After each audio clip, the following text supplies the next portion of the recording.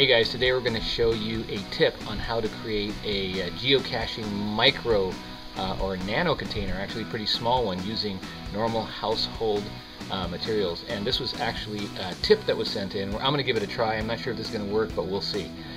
What you'll need is a kind of beverage bottle, and today I'm choosing Gatorade. And just in case you're wondering, it was orange Gatorade.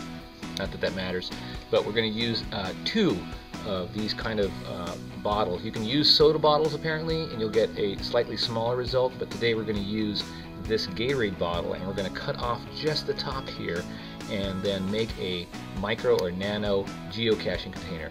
Now what I've done over here is I have put the Gatorade into a vise and just gently squeezed it so that it'll hold onto the cap, and I'm going to hold it onto this side with my hand, and I'm going to take a hacksaw and I'm going to cut right under the little sort of lip right there and try to cut as cleanly as I can. It doesn't have to be perfect from what I understand, but we're going to give this a try and try to cut through this. And we're going to do this for 2 lids. So let's go ahead and start cutting through.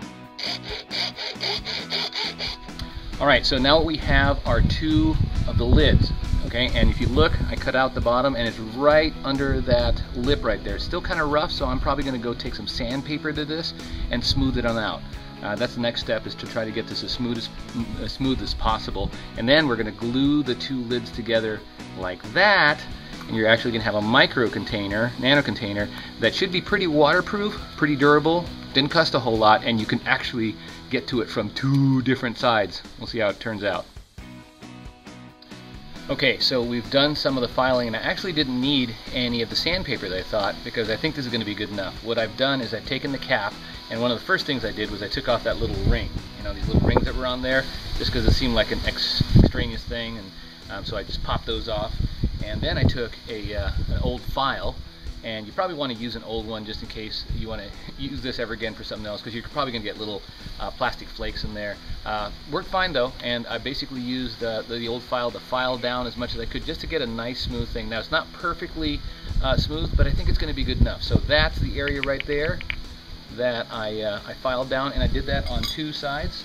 Over here is the other one, and this is the other part of it, and I think what we're going to do is glue those pieces together, and then we'll have lids on either side. Now the glue that I'm going to be using this time is Gorilla Glue. I don't know if it's the best glue, to tell you the truth, but I've used it on other things and it's pretty tough. It holds pretty well, and we're just going to have to see if it does well in the outdoors with the different changes in temperature and water and all that. If not, hey, it didn't cost a whole lot. Other people were using super glue, you know, or modeling glue. I don't know, but so this is the glue I happen to be using. I know this does a good job of also filling in a little bit of the gaps, so that if my filing wasn't completely perfect, at least it might fill in enough of the gaps to kind of seal it.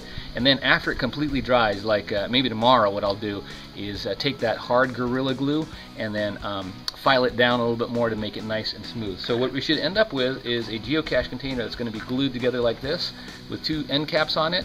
Maybe I'll spray paint it to hide it a little bit better, but should handle pretty well out there, out in the outdoors. So we'll see how it goes. Okay, so here we have the finished product. There it is right there. It's a pretty small caching container, and as you can see, I painted it with some flat camo paint. It's good for outdoors, it's nice and flat. I used 2 tones in order to get this sort of pattern here, but it comes apart on 2 sides, I might add.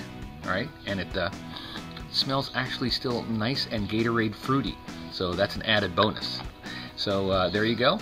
And that was a fun little project to create a little caching container made from the tops of something I would normally throw away, the upper lid of a Gatorade drinking container. So there you go. Hopefully that was helpful for you on how to create a little container for your nano or micro caches.